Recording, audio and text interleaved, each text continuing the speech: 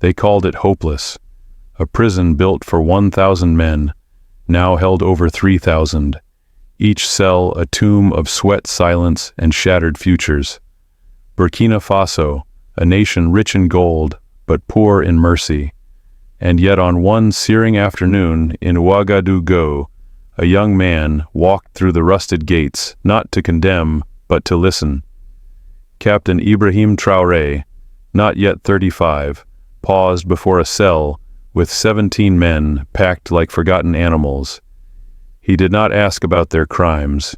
He asked about their hands. How many of you once farmed the land?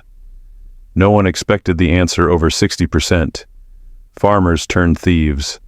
Sons of soil turned into numbers. He did not flinch. He saw not criminals, but men torn from their roots. And in that moment a seed was planted, a wild idea. A rebellion not of weapons, but of shovels and seeds. What if redemption began not in courts, but in the fields? What if punishment meant planting? And what if the poorest nation could grow not just food, but dignity?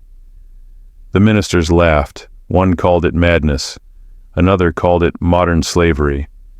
But Traoré, still in his military uniform, sleeves rolled, laid out his plan on a map of scorched northern soil. 2 problems, he said calmly. Overcrowded prisons, unused land. And one solution: let those who have nothing build something. The room fell silent. The Minister of Justice raised his voice, shaking his head. Mr. President, how do you stop them from running? How do you make them stay? Traoré smiled. My grandfather said the one who plants stays. He proposed what he called agricultural colonies, not forced camps, but voluntary farms with training wages and the chance to earn back freedom through food. Some called it naive. Others whispered dangerous. 3 weeks later, 2 buses rolled through the red dirt highways of Sahel. On board 200 volunteers, all prisoners, all farmers once. Among them, Ibrahim Hidalgo, the cattle thief with tired eyes. Beside him, Seydou, 23, pickpocket, from Bobo Dioulasso. The road stretched endlessly. Maybe it's just another prison, Seydou muttered.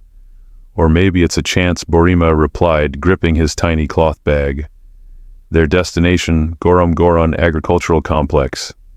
15,000 hectares of stubborn land, ancient trees, and possibility. Metal sheds awaited them. So did old tractors donated by Europe.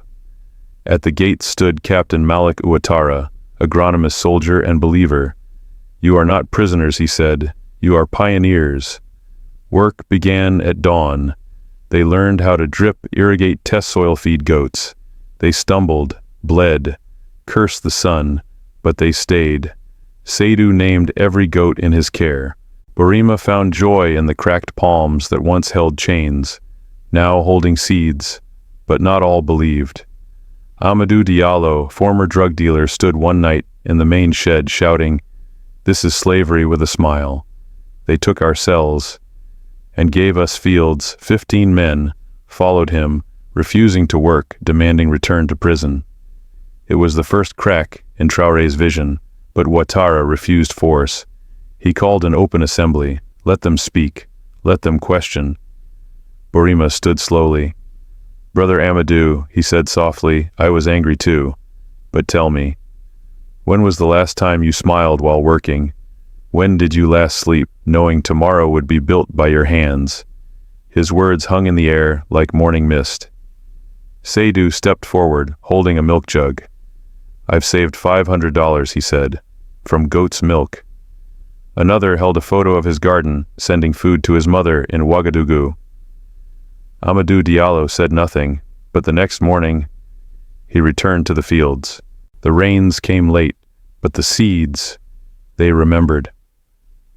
6 months after the first hoe struck the red Sahel soil, the fields of Gorom Goron burst into color. Rows of drought-resistant sorghum stood like quiet soldiers. That season the yield was more than hope. It was proof. 847 tons.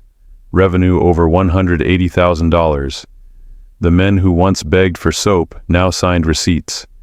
Each received payment based on their work, no longer prisoners but earners. Burima wept, holding his first bank book. Seydou laughed, clutching his third baby goat. None escaped. None asked to go back. The UNESCO sent observers. The World Food Programme sent advisors.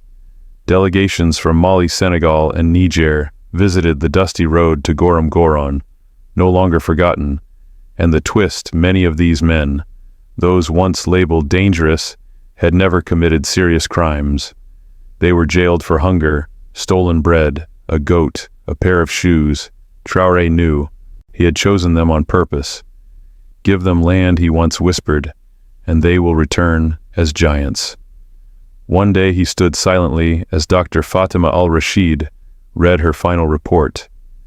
Recidivism rate 12% compared to the national 68%. Agricultural profit surplus of $2.3 million. 90% of participants reported a sense of purpose. But what numbers could not say, the air did.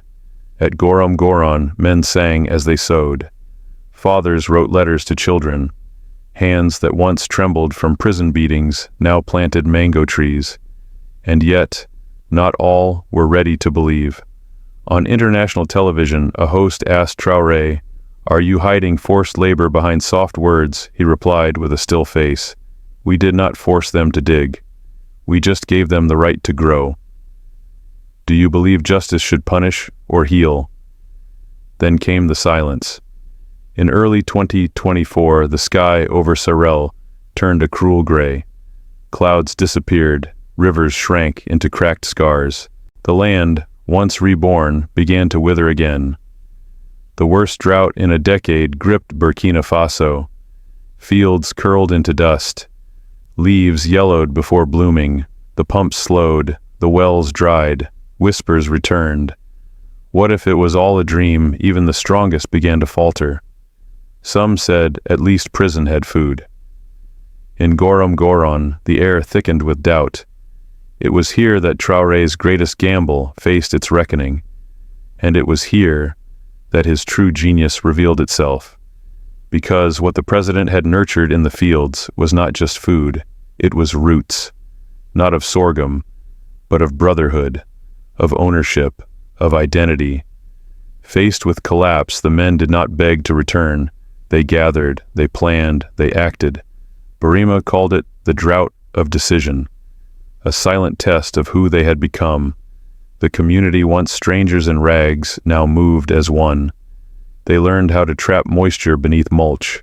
They built 12 new wells, not with aid, but with calloused hands and old blueprints from volunteer engineers. They created shade tunnels, swapped water-thirsty crops for cassava and millet. They formed cooperatives, pooling what little they had to save the weakest. And in the middle of it all stood Amadou Diallo. Yes, the same man who once screamed, "We are slaves," now leading the water team, shouting calculations across cracked earth. The transformation stunned even the skeptics.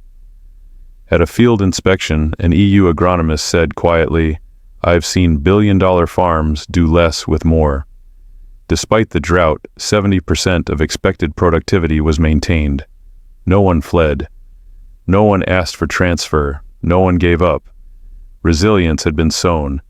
But what shook the world wasn't just the survival, it was what followed.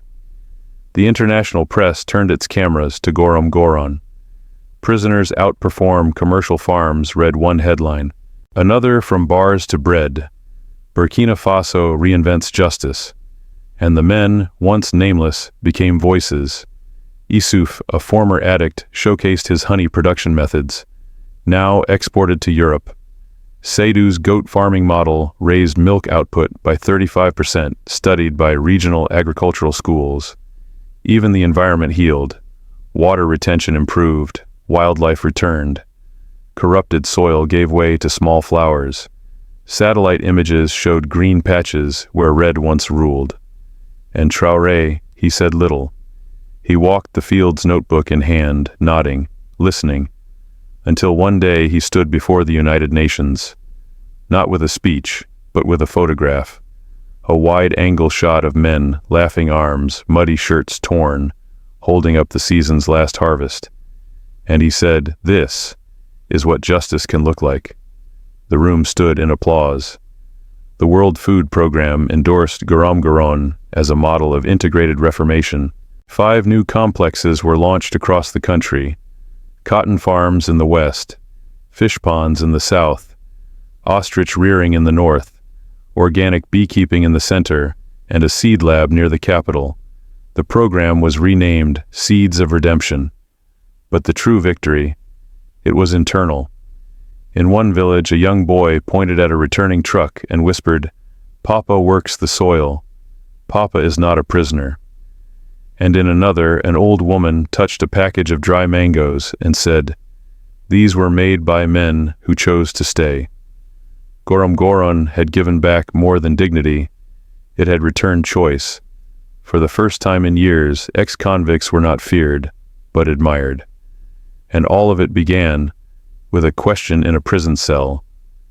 How many of you were farmers before? They used to cross the street when they saw him. Burima Hidralgo, the cattle thief, convicted, forgotten, a name whispered in warnings, but now they waited in line to shake his hand. On a dusty morning in his hometown of Tatao, under a sky cracked with gold, Burima stood on a wooden platform in a borrowed suit. His voice was steady, his eyes wet. "I stand before you not because I never made mistakes," he said, "but because I refused to let those mistakes define me." He had been elected mayor by a landslide. The man once locked behind iron bars now held the keys to a city. His campaign simple: build as the soil builds, heal as the land heals, and above all, treat every citizen as a seed, not a threat. His platform echoed what he had learned in the fields of Garam. Transform problems into purpose. See labor not as punishment, but as pride. Never waste a human being. He set out to bring seeds of redemption home. The town's abandoned granary turned into a cooperative for single mothers. The old police outpost, a training center for regenerative farming. School gardens, goat banks, water retention systems copied from the prison farms. But more than projects, he brought back belief. Children who once saw jail as inevitable now dreamt of gardens. Former convicts joined his council, and the townspeople, once silent, began to speak. One grandmother said, "My grandson stole sugar once. I wanted him gone, but now I give him seeds." Under Burima, crime fell by 42% in 1 year. Employment rose, so did school attendance, and most strikingly, the language changed. Ex-prisoner became redeemed worker, criminal became community farmer. Traoré, now further along his presidency, watched the inauguration from his office in Ouagadougou. He did not smile for cameras, but his aide heard him whisper, "That is the harvest." And it was not only Tatao. Across the nation, more than 2,800 former inmates had completed the program. They returned not with shame, but with tools, skills, and plans. Over 15,000 jobs were created through spin-off initiatives.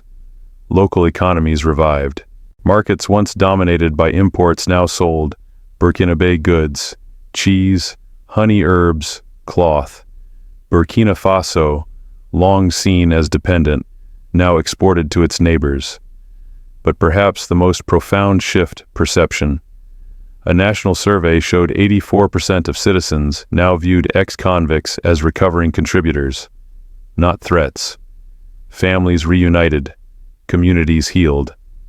The program, once mocked on foreign television, now formed the basis of new legislation in Ghana, Mozambique, and Rwanda. A documentary aired internationally, From Bars to Bread, the Burkina Experiment. Diallo, once the loudest critic, now stood in schools teaching conflict resolution. Seydou ran a goat research center. Issouf exported organic honey to Germany. And in every corner of this transformation, echoed one quiet sentence from Burima: "There are no lost people, only undiscovered opportunities." He repeated it in his first mayoral address. And somewhere in a dusty office, Traoré heard it again. This time he smiled. Because the experiment had never been about agriculture. It had always been about identity, about showing the world that Africa could lead, not with loans, not with pity, but with bold ideas born from its own soil. The redemption was never in the sorghum. It was in the self. This story did not end in the fields. It did not end with the harvests or the speeches or the headlines, because the truest transformation was not what happened to the soil. It was what happened to the soul. When Ibrahim Traoré first stepped into that overcrowded prison, no one could have imagined this. A nation once mocked for its chaos, now taught the world about restoration. A people long branded poor, now exported justice by example. And men once chained, now built communities, companies, and classrooms. But this was never just a program. It was a rebellion, not of fire, but of farming, not of fists, but of faith. Faith in something Africa has been denied for generations a second chance. Seeds of Redemption was not about erasing the past. It was about composting it, turning pain into purpose. Because the truth is, not every prisoner is evil. Many are simply echoes of systems that failed first, failed to educate, failed to feed, failed to listen. Traoré did something rare in politics. He listened first, to calloused hands, to broken men, to a land tired of being told it was barren. And through that listening, he heard something the West never expected from a poor country vision. A vision that said, prisons can be farms, criminals can be teachers, justice can grow food, and dignity, it does not bloom in cement. It blooms in dirt, in sweat, in ownership. Today, Burkina Faso's prisons operate at 60% capacity. Its agricultural GDP has grown by 18%, and its once dismissed program is now studied in over 30 countries. But numbers are not the legacy. People are. Like Seydou, the goat farmer turned scientist. Like Issouf, who now trains others in organic honey. Like Burima, the mayor, the teacher, the seed. And like the children who now walk past the old prison building in Ouagadougou, no longer a place of punishment, but a technical school, with trees, laughter, and a mural that reads, "A seed planted in love will always feed the many." So, let us not forget, Africa's greatest wealth is not its gold, not its oil, not even its land. It is its people, especially those who have fallen.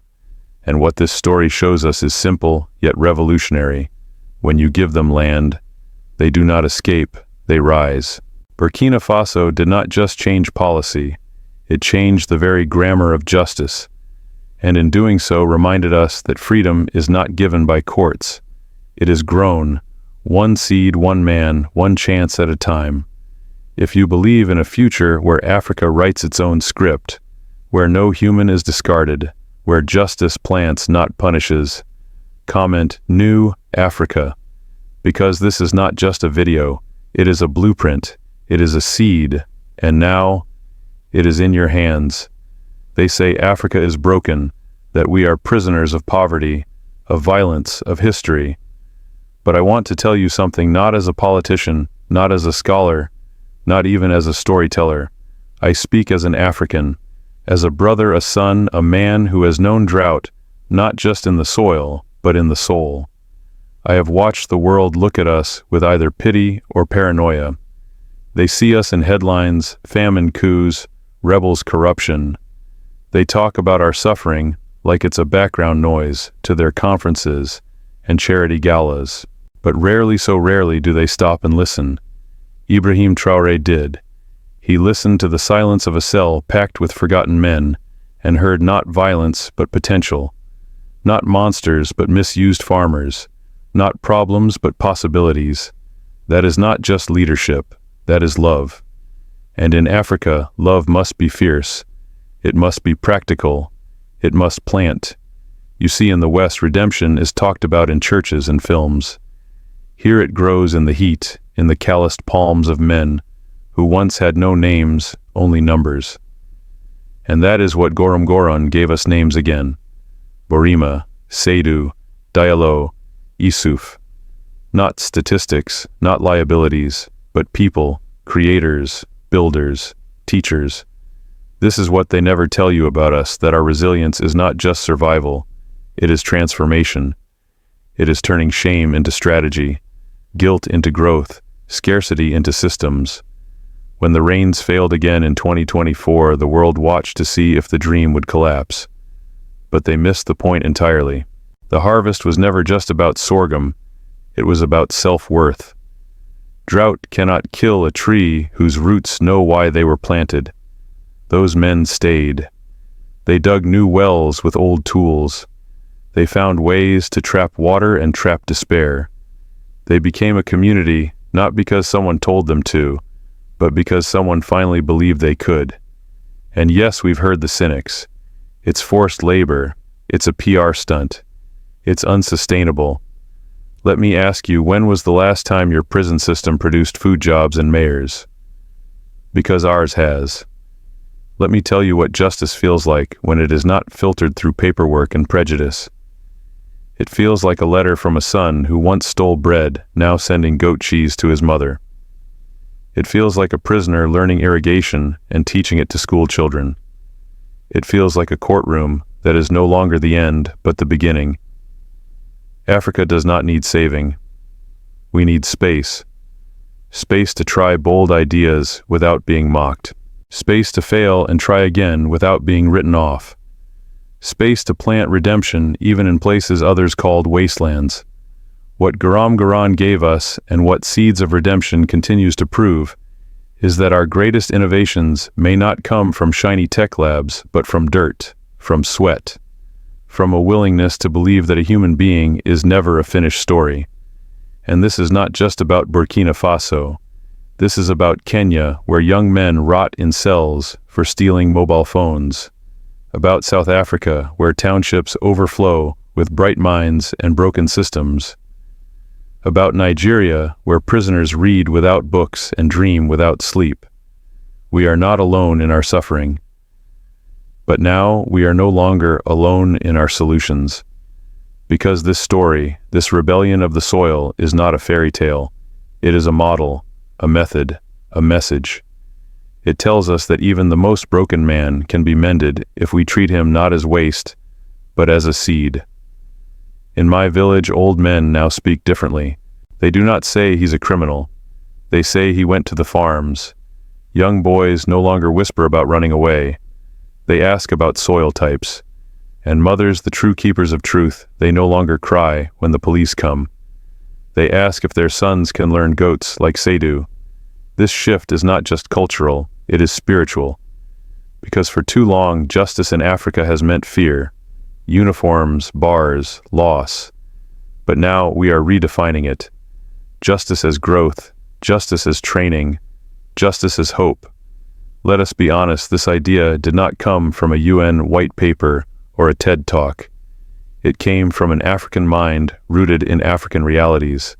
That is what makes it revolutionary. Because Africa has always been told to wait, to borrow, to follow. But Gorom Goron says we can lead. With mud on our boots and fire in our chests, we can show the world a new grammar of justice. One that does not ask, what did you do, but what can you become? And if that doesn't scare the old world, it should. Because a continent that begins to believe in its fallen is a continent that will never fall again. To every leader watching, we do not ask for aid, we ask for respect. To every critic sneering behind cold microphones, come to Sorel. Walk the fields. Touch the hands of those you once called lost. And to every African youth sitting in silence wondering if anyone sees them, we do. We see you, and we say you are not broken, you are buried, and it is time to grow. The story of Gorom Goron is not over. It is barely begun, but it has given us a blueprint carved not in marble, but in mango trees and drip lines. Let us take it further. Let us dig where others paved over. Let us listen where others silenced. Let us build a continent where justice is not a cage, but a garden. Because if you treat a man like a threat, he will become one. But if you treat him like a seed, he will feed the world. And to that we say Africa is rising. As we watch this story unfold from the heat-choked cells of Ouagadougou to the blooming fields of Gorom, one question rises above the rest. What are we meant to do with this? Because this is not just history, it is a mirror. And in that mirror, we do not only see Burkina Faso, we see ourselves. We see the crowded youth centers in Nairobi. We see the rusted prisons in Kinshasa. We see the forgotten boys in Lagos traffic their futures shrinking with every passing car.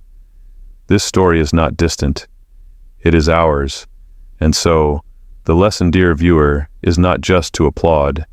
It is to ask, what now?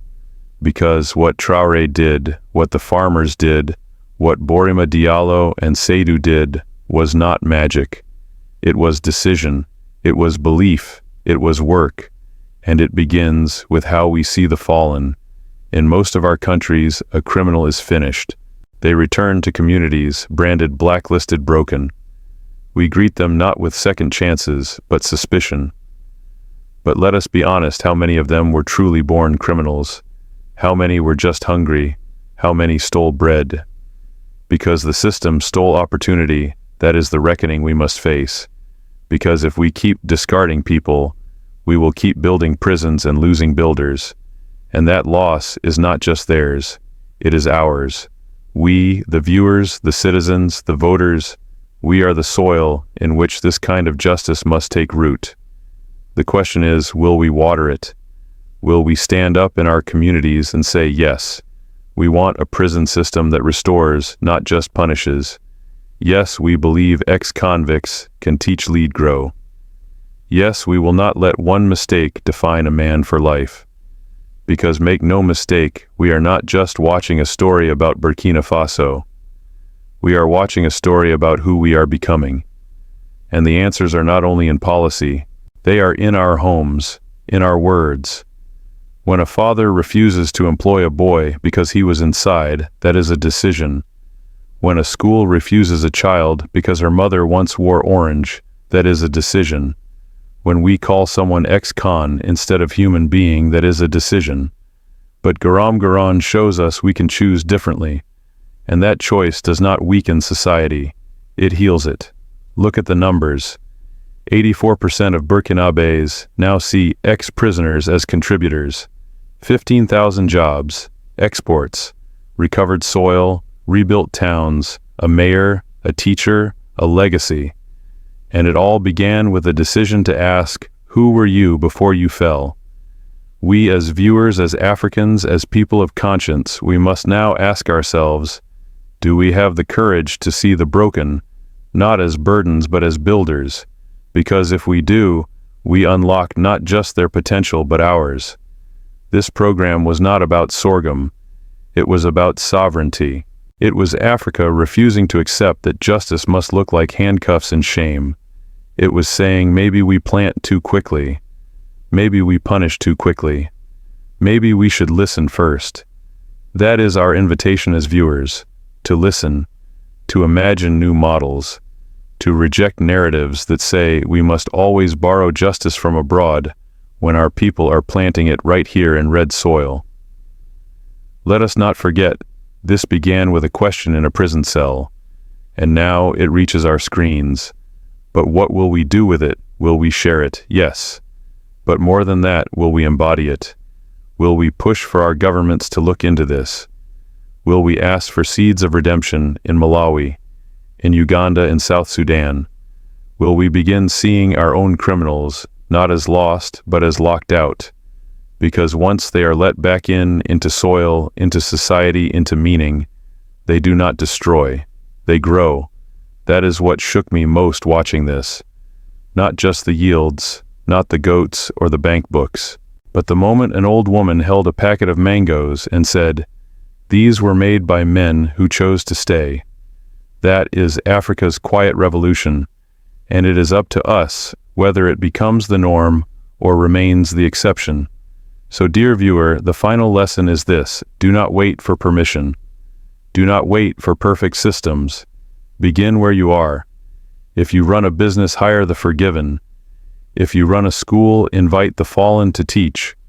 If you are a parent, teach your child that redemption is not weakness, it is wisdom, because we are all one mistake away from needing mercy, and we are all one belief away from becoming Burkina. So let us be bold enough to believe. Let us say, without shame, without hesitation, justice should not end at judgment. It should begin at growth. Africa is not a victim of its prisons. It is the author of its restoration. We watch the screen in silence. Some of us from city flats, others from dusty compounds where chickens cluck outside windows and radios hum with news. But wherever we were when we saw those men in Goron, laughing with mud on their shirts and dignity in their hands, something in us stirred. Because this wasn't just a story about prisoners. It was a story about possibility, and more than that, about responsibility. You see, the easiest thing to do after watching this is to say, wow, amazing, Burkina Faso is doing something powerful. The harder thing, the necessary thing, is to say, what does this mean for me? Because the truth is, stories like this are not told for entertainment. They are told for transformation. And if this story leaves us unchanged, then we were never listening. We were just watching. So here's what we as the audience must wrestle with. We live in societies that are quick to punish and slow to ask why people fall. We point fingers, not hands. We label criminal thieves scum without ever asking who they were before. But here's the uncomfortable truth. Many of us we've been born on the wrong street, on the wrong day, with the wrong hunger, might have ended up behind the same bars. So the question is not, why did they steal? The question is, what would I have done if my sister hadn't eaten in 3 days? That's what Goron demands of us. Empathy with action. It says stop applauding from afar. Start applying where you are. If you run a company, can you hire someone with a record? If you teach, can you share this story in your classroom and ask your students to debate justice? If you vote, can you press your leaders to invest in reform, not just retribution? Because the soil of change doesn't only sit in Sahel, it's beneath our feet too. It's in the prisons of Lagos, the holding cells of Nairobi, the remand centers of Johannesburg, the juvenile homes of Accra, and more dangerously, it's in our hearts. Every time we assume someone can't change, every time we dismiss someone as tainted, every time we cross the street instead of offering a second chance, that is where the real chains lie. This story teaches us that healing is not a government program, it's a mindset. It's seeing that a man who once stole goats can now raise mayors. It's believing that a woman who sold drugs might become a nurse if only we stop treating her like a plague. It's understanding that crime is often not the disease, it is the symptom. The disease is hopelessness, unemployment, silence. So let's talk in our churches, mosques, temples about restorative justice. Let's talk in our markets, schools, WhatsApp groups. Let's ask each other, what if we built a Goron? What if justice in Africa began to look like gardens, not gallows? Because here's another lesson: we do not need foreign blueprints to fix ourselves. This model, this miracle, it was born of African soil, not imported, not funded by outsiders first. It was belief, courage, and will, the same things every village holds in its bones. So let us not wait for international approval. Let us lead. Let us say, yes, we will be the generation that sees convicts as seeds. We will be the ones who stop using fear to justify cruelty. We will be the ones who look at a man after prison and say, not who were you, but who will you become? Let us also be honest with ourselves. There are men in prison who have caused real harm, who must face consequence. But even they, even the worst among us, should be offered a ladder. Because if you remove all ladders, don't be surprised when people start tunneling through pain. Justice is not weak when it forgives. It is wise. It is strategic. And as we've seen, it is powerful. 15,000 jobs, 42% crime reduction in one town, a mayor born in chains, goats, mangoes, honey sent to Germany, and above all belief. Garam did not just harvest crops, it harvested trust. That's what we must grow now as the audience. Trust in redemption, trust in potential, trust in each other. Because the system won't change until we change. Until we say we are tired of prisons that produce pain and nothing else. Until we look at the men sweeping our streets and wonder, could he be a farmer, a mentor, a mayor? Until we realize that justice is not just a legal term, it is a moral compass. So the next time you hear someone say, once a thief, always a thief, stop them. Tell them about Seydou and the goats. Tell them about Diallo and the wells. Tell them about Barima, elected by the very people who once crossed the street when they saw him. Tell them no. Once a human, always a human. That's the revolution, and we, the viewers, are part of it. We are not just watchers of change. We are called to be gardeners of it. So ask yourself, what can I plant? What injustice in my community needs composting? What young man, what single mother, what silent ex-convict could blossom if only someone handed them a shovel? Because as the story ends and the screen fades, the seed is now in our hands, and the soil is waiting.